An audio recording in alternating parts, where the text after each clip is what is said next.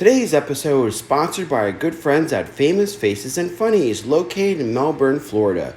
Check us out on Facebook, Instagram, and Twitter, as well as our friends at Docking Bay 94, located in Boca Raton, Florida.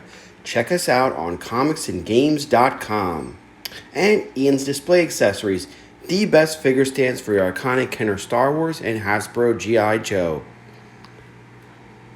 Lastly, EGS Expert Grading Services, the Gen X place to get your comics graded and encased, shipping nationwide.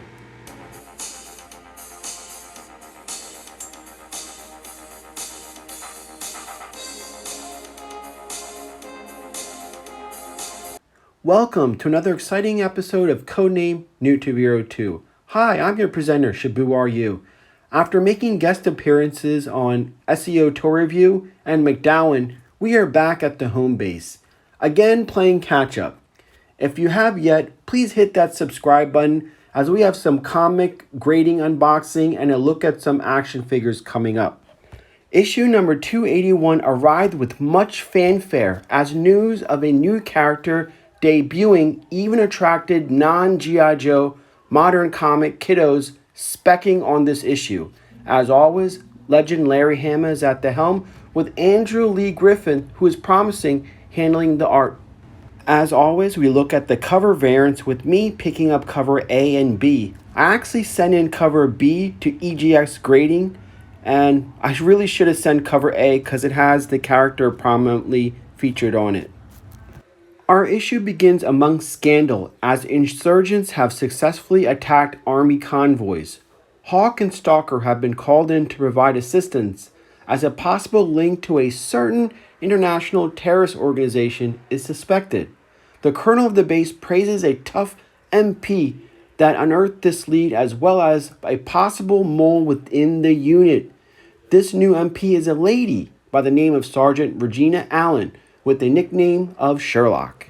The convoy is set to head off, fully on high alert and knowing that they're walking into a trap. Now, a side note here, a new character named Mongoose is also mentioned, so there's two new characters so far.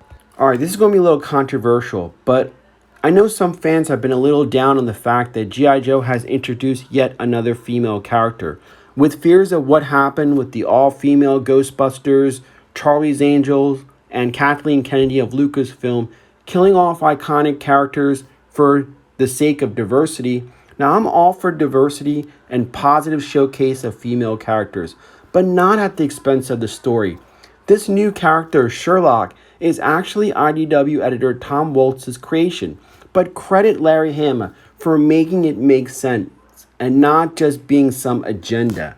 You see, that's the key. Ripley of Aliens makes sense. Princess Leia made sense, so I'm looking forward to see what Larry Hama does. Yo, Joe!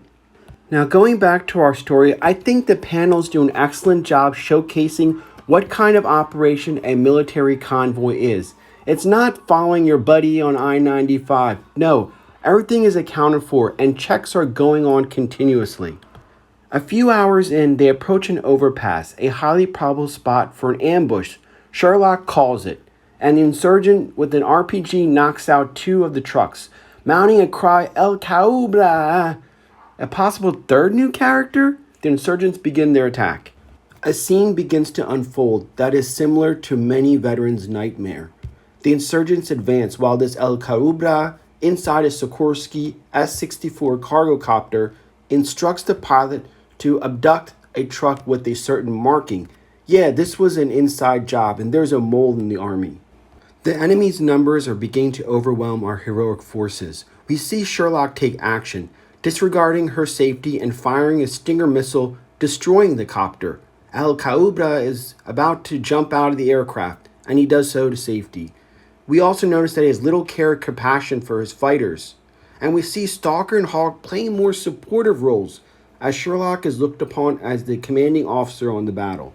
Al Caubra, on high ground, tosses a grenade down to our heroic forces. As in the first Captain America movie, Sherlock jumps on top of the grenade, and just as she's about to toss it back to Al Caubra, it explodes, destroying her arm in the process. Again, a scene that many veterans live with.